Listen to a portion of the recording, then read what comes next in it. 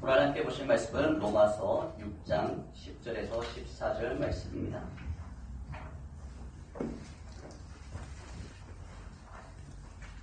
로마서 6장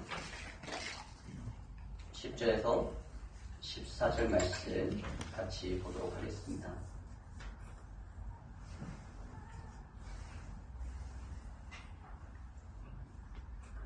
네, 같이 읽겠습니다.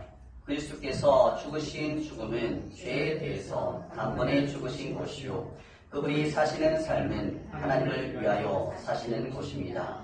이와 같이 여러분도 죄에 대해서는 죽은 사람이요 하나님을 위해서는 그리스도 예수 안에서 살고 있는 사람이라는 것을 알아야 합니다.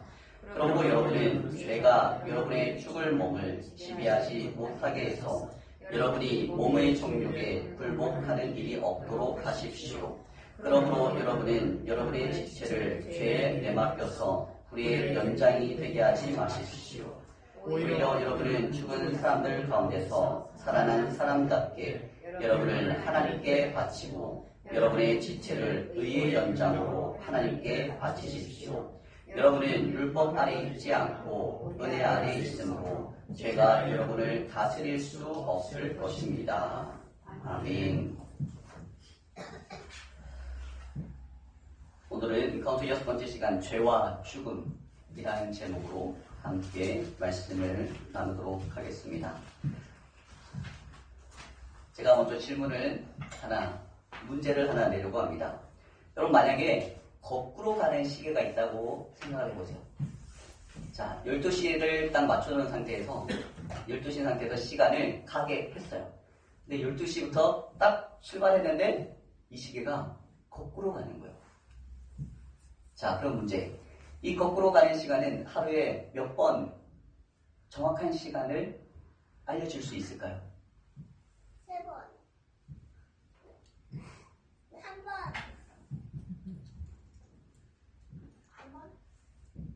한 번? 두 번. 네, 2번이죠. 왜 2번일까요? 12시. 네. 또? 네, 6시. 네, 2번 알려줄 수 있습니다. 하루로 24시간 하면은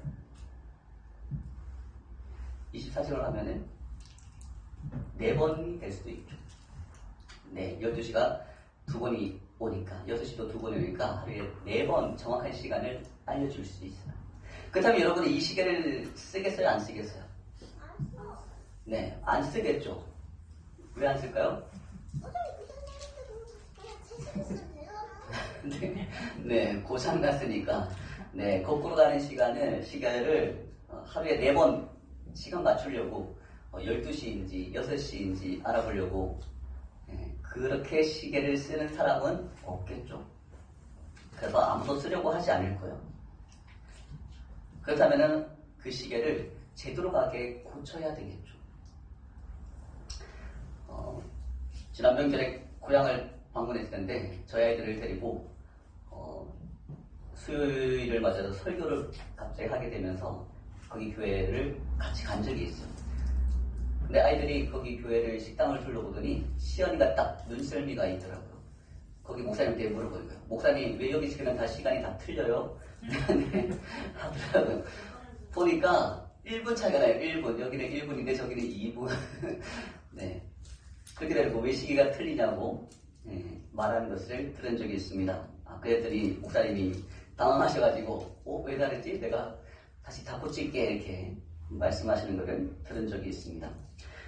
시간이 맞지 않다면 우리가 당장 해야 될 거는 시간을 정확한 시간으로 돌려놓는 거죠. 맞춰야 되는 거죠. 만약에 거꾸로 가는 시계가 있다면 그 시계는 쓸모가 없는 시계가 되어버립니다. 그래서 그 시계를 다시금 돌아가게 만들든지 아니면은 그렇게 고칠 수 없다면 폐기를 해야 되겠죠. 없애버려야 될 거예요. 왜냐하면은 원래 만든 목적대로 사용할 수 없기 때문입니다. 여러분, 시계도 인간이 만든 그 시계도 제 역할을 하지 못하면 사람은 버릴 수 있어요. 폐기 처분할 수 있습니다. 그런데 시계보다도 훨씬 중요하고 훨씬 복잡하고 훨씬 중요한 대상이 있어요. 아빠는 네. 네, 뭐가 있을까요?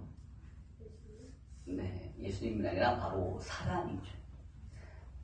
사람은 시보다 훨씬 중요하고 시보다 훨씬 뛰어나고 또 시계보다 훨씬 복잡한 존재이기도 합니다. 하지만 또 다른 의미는 시계보다도 더 분명한 목적이 있는 대상이 인간이기도 해요. 그 목적을 누가 만들었을까요? 네, 인간을 창조하신 하나님이 그 목적까지도 그 계획까지도 갖고 계시다는 것이죠. 그럼 생각해보세요, 여러분. 만약에 하나님의 목적과 하나님의 뜻에서 어긋난 사람이 있다. 그럼 어떻게 해야 될까요? 고쳐야 되죠. 네, 고치던가 아니면 네, 손을 쓸 수 없을 정도라면 네, 폐기해야 될 수도 있죠. 사람은 그런 일을 굉장히 쉽게 해요. 사람은 본인이 만든 것이기에, 본인이 발명한 것이기에, 혹은 본인이 개발한 것이기에 자기의 목적과 다르면 얼마든지 쉽게 폐기할 수 있고 쉽게 고칠 수도 있어요. 더 이상 고칠 수 없으면 폐기를 해야 되는 거죠. 왜냐하면 잘못 사용하면 큰일이 날 수도 있기 때문이에요. 여러분, 자동차가 만약에 원래 계획한 대로 작동을 못하면 어떤 일이 일어날까요? 네, 사고가 날 수 있겠죠. 사람의 생명이 위험해질 수 있어요. 그래서 빨리 그럴 때는 고쳐야 하는 것이죠. 근데 하나님 보실 때 인간이 그런 상황이 되었다. 그럼 어떻게 해야 될까요? 하나님 목적하신 뜻대로 인간이 그렇게 살지를 못해. 하나님이 원래 계획한 대로 인간이 가지를 못해요. 그럼 어떻게 해야 되죠? 네? 교육을 해. 네. 가르쳐서. 또 가르치는데도 안 돼요. 그럼 어떻게 해야 돼요? 때려도 안 되면 네. 죽여야 돼요. 네. 구약 성경에서는 그런 모습이 아주 많이 나오고 있어요. 하나님이 벌을 주시기도 하고 때리시기도 하고, 물론 하나님이 직접 때리시는 건 아니지만은 주변에 있는 힘센 나라를 세워서 대신 공격하기도 하고 괴롭히기도 하고 여러 가지 방법을 동원해서 하나님이 원래 목적한 대로 하나님의 사람들이 회복되고 변화되기를 원하셨어요. 그런데 잘 됐을까요? 안 됐을까요? 네, 잘 되지 않는 것이었죠. 하나님이 말씀하신 대로 인간이 살아가지를 못하는 거예요. 우리가 잘 알듯이 에덴 동산에서도 하나님이 말씀하신 대로 아담과 하와가 말을 잘 들었을까요? 안 들었을까요? 네. 모든 말을 잘 들었는데도 한 가지 말을 어긴 게 있었죠. 네, 선악과를 분명히 먹지 말라고 했어요. 먹으면 반드시 죽는다라고 하나님이 말씀하셨어요. 그런데도 아담과 하와는 어떻게 했죠?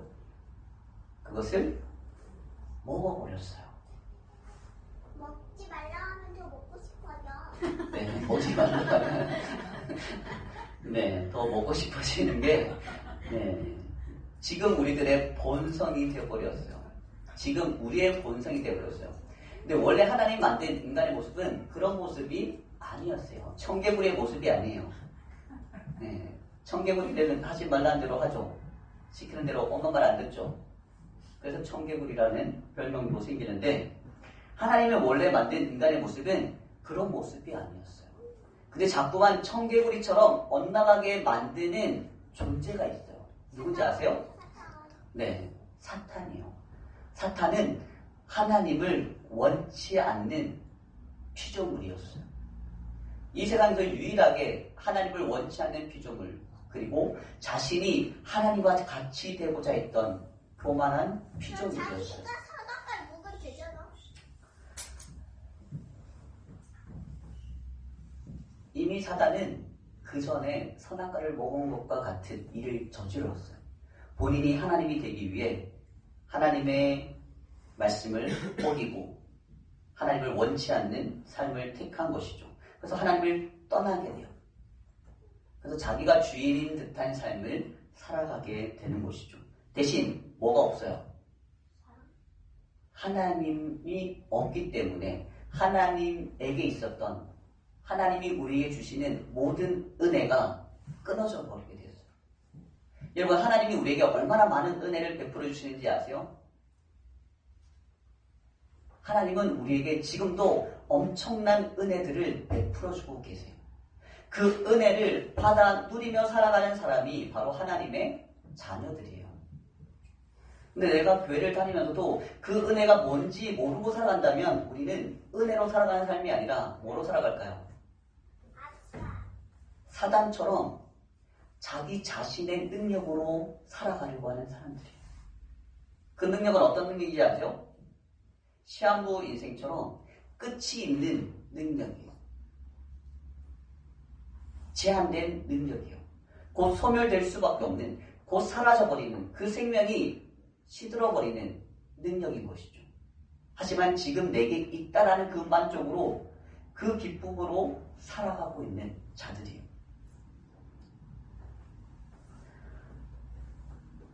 사단은 그래서 인간이 하나님의 사랑받는 존재로 살아가는 것을 몹시 좋아했을까요? 싫어했을까요? 싫어요. 네, 싫어하는 거예요.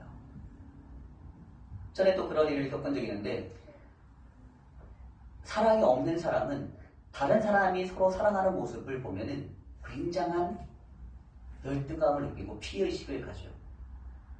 그래서 싫어하게 돼요. 여러분, 노총각이 젊은 남녀가 데이트하는 것을 좋아할까요? 싫어할까요? 싫어요. 네, 싫어해요. 자기는 여자가 없는데 다른 사람은 나보다 못생길 것 같은 사람이 서로 누구랑 사귀고 있어. 그 모습을 보기가 너무나 불쾌해하는 거야. 그게 인간의 본능처럼 되어버렸습니다. 사단이 자신에게 없는 하나님의 은혜, 하나님의 사랑, 하나님의 자비, 하나님의 긍휼,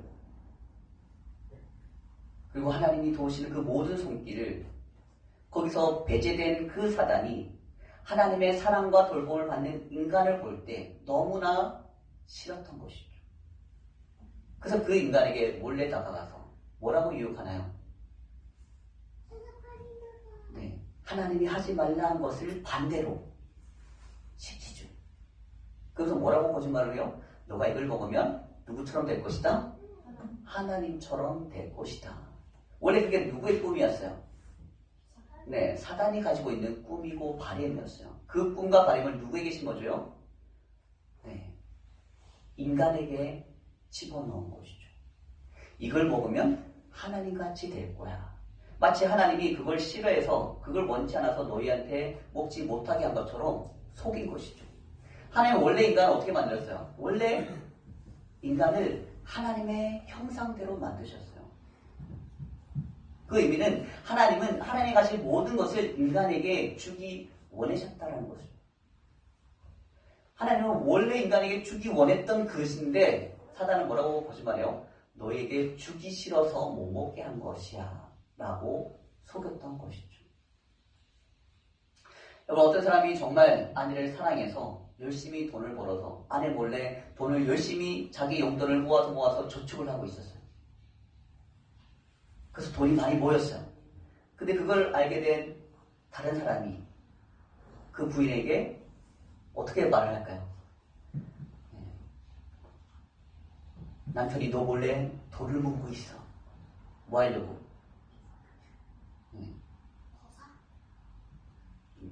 그 이유는 몰라요. 근데 뭐라고 생각할까요? 사람은 보통 안 좋게 생각하는, 삐딱하게 생각하는 특징이 있어요.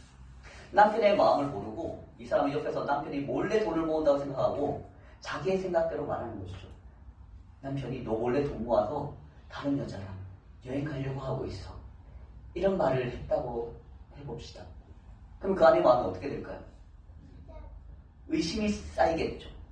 의심이 생기고 남편에 대한 불신이 생겨가고요. 사실하고 다르지만 누군가 옆에서 그렇게 말하면 그렇게 믿게 되는 것이죠. 사단은 인간에게 다가와서 그렇게 거짓말로 속였어요. 그랬더니 어떻게 했어요? 인간은 정말 그것을 믿게 되어버렸어요. 그래서 사단이 시킨 대로 그거를 먹어버렸죠.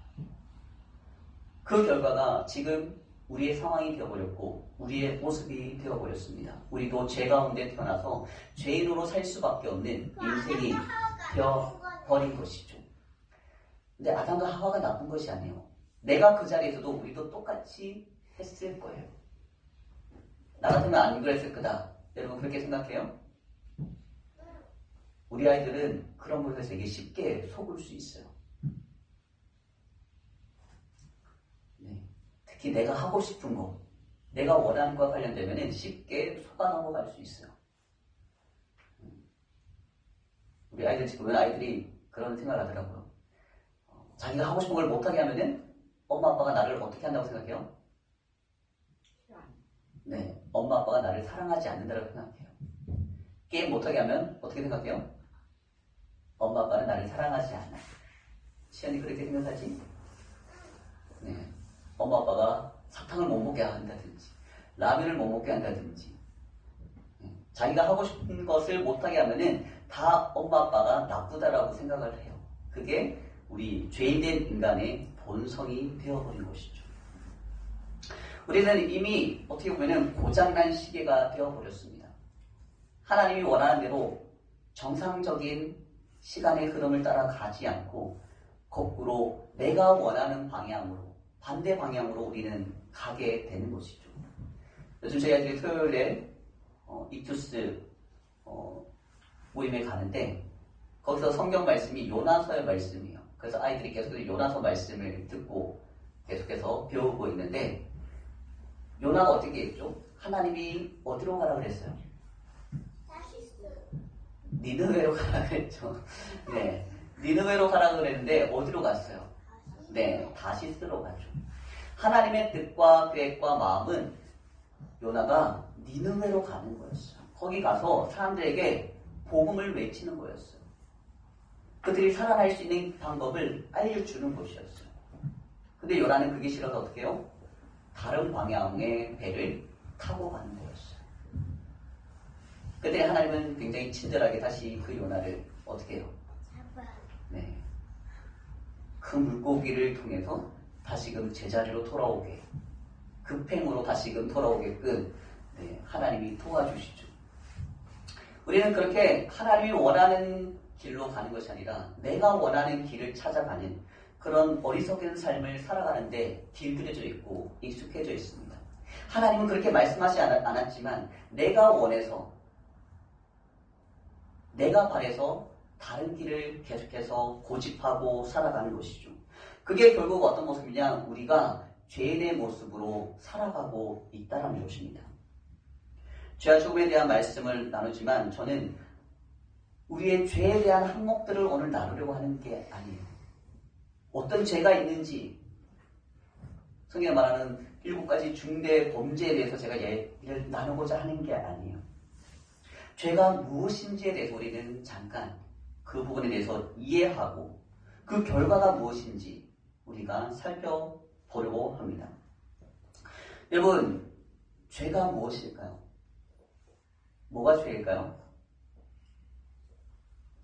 율법을 어기는 게 죄일까요? 물론 율법을 어기는 것도 죄죠.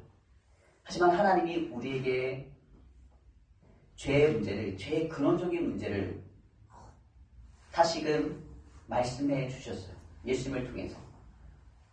뭐가 죄일까요? 어떻게 보면 예수님은 우리의 모든 율법적인 죄로부터 우리를 해방시켜 주셨어요.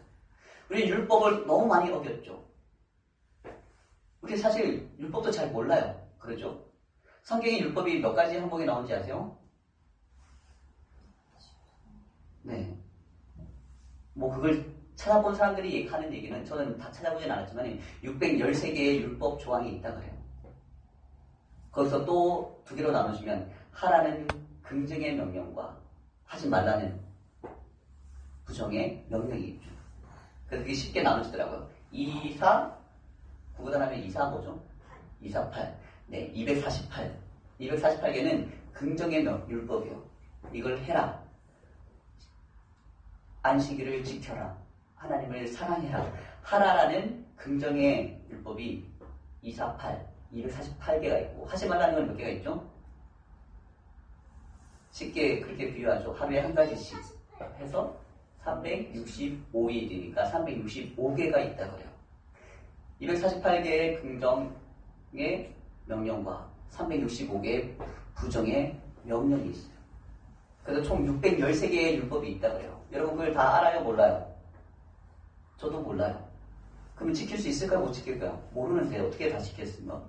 알아도 지키기 힘들겠지만 몰라서라도 다 지키기가 어려워요. 그 율법을 어기면 죄일까요? 아닐까요? 율법을 어기면 죄일까요? 아닐까요? 죄죠. 612개를 지켜도 하나를 어겨도 다 범한 것이라고 성경은 말씀하고 있어요. 율법은 우리에게 무엇을 알려줄까요? 율법은 우리에게 죄를 알려줘요. 결국 우리가 뭐라는 사실을 알려줄까요? 죄를 안 지을 수 없다라는 것을 알려주게 돼요. 여러분 죄를 율법을 다 지킬 수 있나요? 율법을 다 지킬 수 있는 사람은 완전한 사람이고 의인이라고 할 수 있어요. 하지만 성경에는 의인은 없나니 하나도 없다라고 말씀하고 있어요. 율법을 지키는 자가 없다라고 말씀하고 있어요. 그래서 로마서 3장 20절은 뭐라고 말씀하시냐면은 율법의 행위로 그의 앞에 의롭다심을 얻을 육체가 없나니 율법으로는 뭐를 깨달음이니라. 율법으로는 죄를 깨닫게 되기 때문이에요. 그럼 하나님 우리에게 율법을 주신 이유가 뭘까요? 네, 죄를 깨달으라고.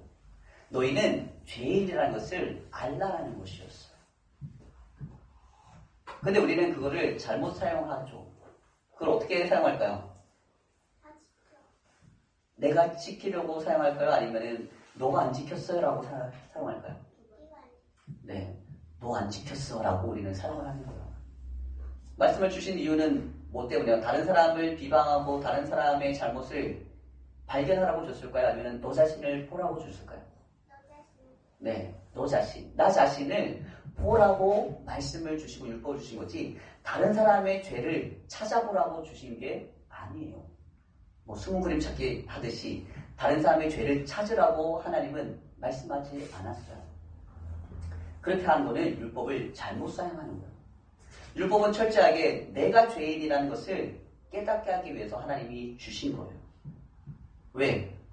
내가 죄인이기 때문에 그 죄로부터 벗어나기 위해 우리가 할 수 있는 최고의 선택이 뭐가 될까요?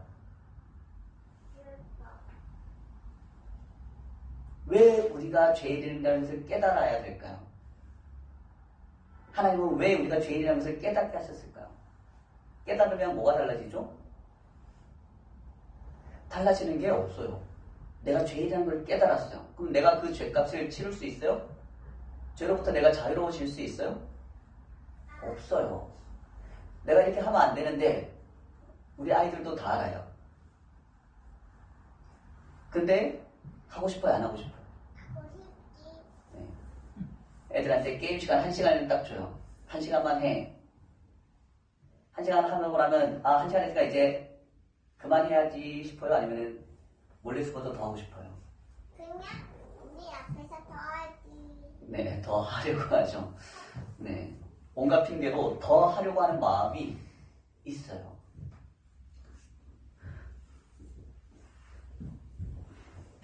우리는 그 죄를 깨닫고 죄인 줄 알면서도 그 죄를 포기하지 못하는 삶 가운데 매여 있어요. 난 집어쳐서 자고 싶어. 그래서 하나님은 우리에게 그 죄로부터 벗어날 수 있는 그 한 가지의 방법을 구약에서부터 쭉 우리에게 말씀하고 계세요. 우리가 그 죄로부터 벗어날 수 있는, 죄로부터 벗어나서 생명에 이를 수 있는 유일한 한 가지 길을 우리에게 계속해서 던져주고 계신 거죠. 그게 뭘까요? 그게 바로 메시아이신 예수님이신 거죠. 그래서 갈라디아 3장 24절에 이렇게 말씀합니다. 이같이 율법이 우리를 그리스도께로 인도하는 초등교사가 되어 우리로 하여금 믿음으로 말미암아 의롭다함을 얻게 하려 함이라. 율법이 뭘 한다고요? 우리를 누구에게로 인도해요? 네, 예수님에게. 그리스도께로 인도한다라고 말씀하고 있어요. 율법은 우리가 죄인이라는 것을 깨닫게 하지만 그 깨달음이 결국은 우리가 예수님께 나아갈 수밖에 없는 그 유일한 그 길을 찾게 만든다라는 것이죠. 여러분, 그 길을 찾아서 그 길로 가고 계십니까? 그렇다면 우리는 점점 그 죄로부터 해방되는 놀라운 구원을 경험하게 될 것입니다. 나의 삶이 더 이상 죄에 매어진 삶이 아닌 그 죄에서 예수 그리스도께로 나아가는, 그래서 하나님의 형상이 우리 안에서 다시금 회복되는 놀라운 은혜를 경험하게 될 것입니다. 거꾸로 가는 시계가 이제는 정상으로 돌아와서 정상적인 길을 갈 수 있게 되는 것이죠.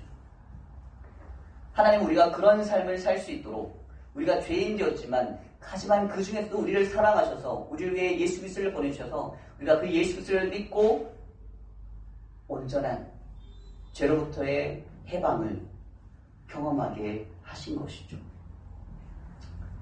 우리는 그 은혜 안에 살아갈 수 있는 자들입니다. 그 은혜를 입은 자들입니다. 어떻게 하면요? 우리가 원하는 그 죄로부터 우리가 벗어나려고 하고, 내가 주인된 삶에서 예수 그리스도를 나의 주 그리스도로 믿으면 우리는 지난날에 옛사람에서 벗어나 새사람으로 회복되어 갈 수 있는 것이죠. 여러분, 그렇게 회복되는 여러분의 모습을 기대하십니까? 회복되어지는 나의 모습을 여러분 꿈꾸고 계십니까?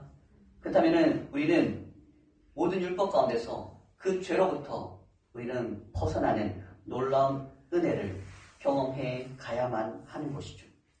예수 그리스도로 옷 입는다는 것을 계속 강조하고 있듯이 예수 그리스도와 하나가 되어서 예수 그리스도의 그 인격과 성품을 닮아가는, 그래서 하나님의 형상이 우리 안에서 회복되는 놀라운 삶을 우리는 경험해 가야만 하는 것입니다. 그것이 우리가 죄와 죽음으로부터 벗어날 수 있는 유일한 길이라는 것이죠. 하나님은 우리에게 그 유일한 길을 선물해 주셨습니다. 그래서 우리는 우리 곁에 계신 예수 그리스도를 바라보고 예수 그리스도로 옷 입는 삶을 살아갈 수 있게 되는 것이죠. 여러분, 말씀이 율법일까요? 복음일까요? 말씀은 율법일까요? 복음일까요? 말씀은 율법에 가까워요. 모세오경도 그렇고 구약의 성경들이 율법으로 가득 차 있거든요. 우리가 지킬 수 없는 그 율법으로 가득 찼는데 우리는 그 말씀을 또 잘 모르고 살아가고 있는 게 우리의 한계가 되어버렸어요. 근데 하나님은 어떻게 하셨습니까? 그 율법을 예수 그리스도 한 분을 통해서 완전히 새롭게 변화시키셨어요. 율법 아래 죄로 살아가는 우리들의 모습에서 그 죄를 없이 하신 것이죠. 말씀에는 율법을 폐기했다고까지 표현하기도 해요. 대신 무엇이 남아있죠? 율법이 없어진 자리에 뭐가 남았나요? 죄. 죄가 남았는데 그 죄의 자리에 뭐가 남았어요? 아빠. 그 죄를 완전히 새롭게 의로 바꿔버린 무엇이 있나요? 네, 하나님이 보내신 예수님이 나는 거죠. 예수님이 그 자리에 나와서 내가 지은 모든 죄와 그 모든 율법의 결과물인 결국 사망이라는 그 권세에 예수님이 자리 잡으셨어요. 그분이 그 사망의 권세를 대신 짊어지시고 나를 위해 대신 죽으셨죠.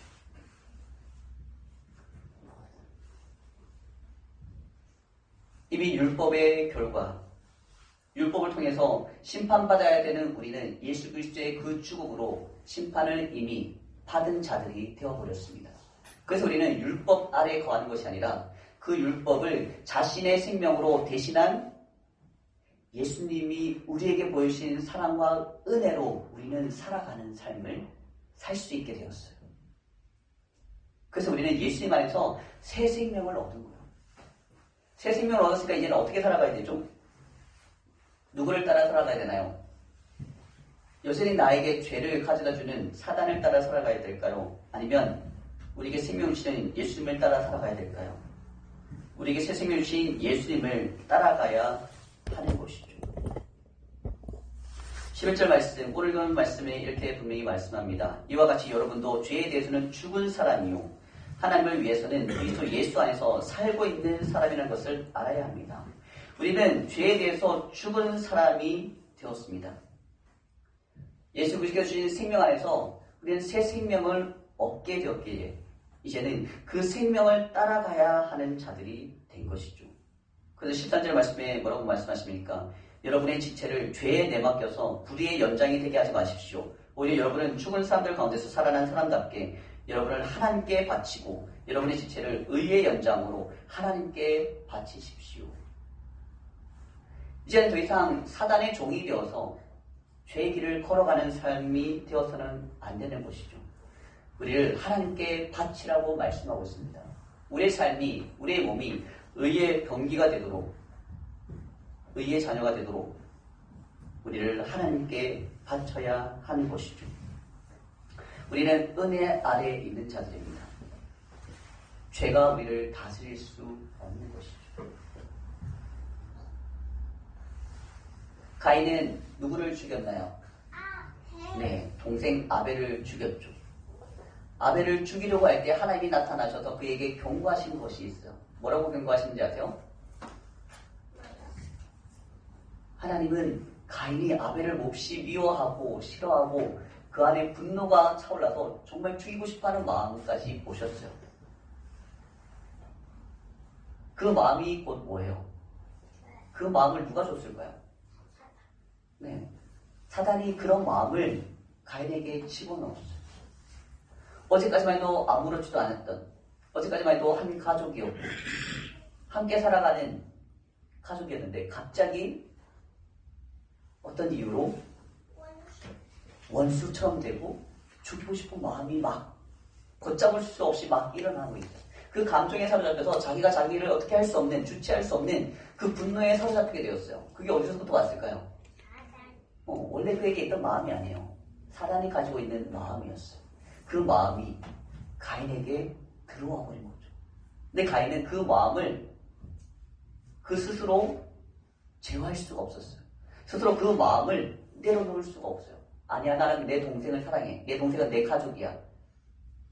내 동생을 내가 죽일 수 없어. 정말 사랑이 있었다면 그렇게 거부할 수 있었을 거예요. 근데 가인은 그렇게 할 수 없었어요. 그때 하나님이 그에게 경고하죠. 죄가 너를 다스려가는데 뭐라고? 네가 죄를 다스려야 된다라고 말씀하셨어요. 죄가 너를 삼키려고 하지만 네가 죄를 다스려야 돼. 그게 하나님이 우리에게 기대하시는 모습이요. 우리는 죄를 다스릴 수 있는 자가 되어야 돼요.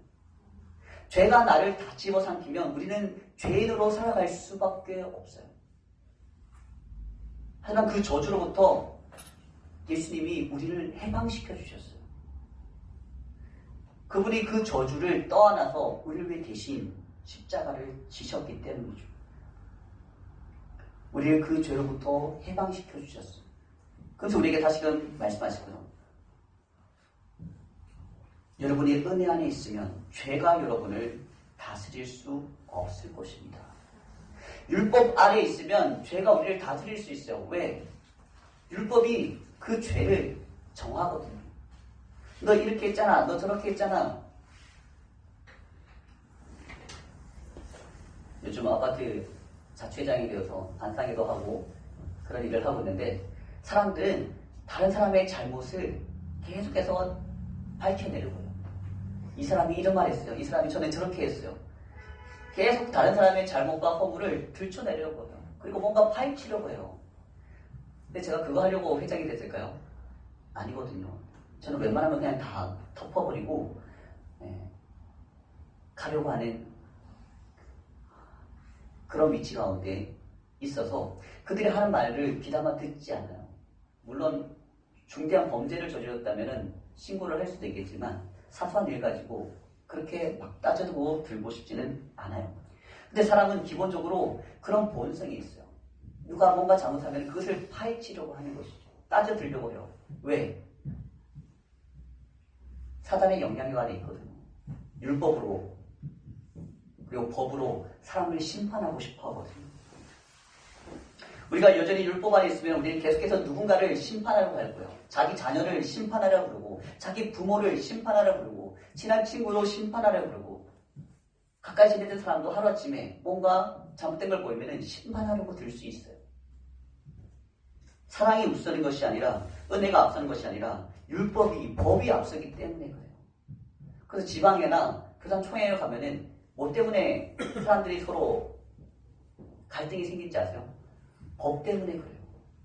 법을 들이밀고 당신이 이렇게 했잖아. 당신 저렇게 했잖아. 막 그런 일들이 많기 때문에 지방이나 총회를 어떤 분들이 참여하기를 껄끄러워하는 분들도 계세요. 법을 앞세우는 사람은 은혜를 잊어버린 사람입니다. 은혜가 앞서는 사람은 법까지도 덮으려고 합니다. 왜? 은혜는 사랑을 보여주지만 법은 무정함을 보여주거든요.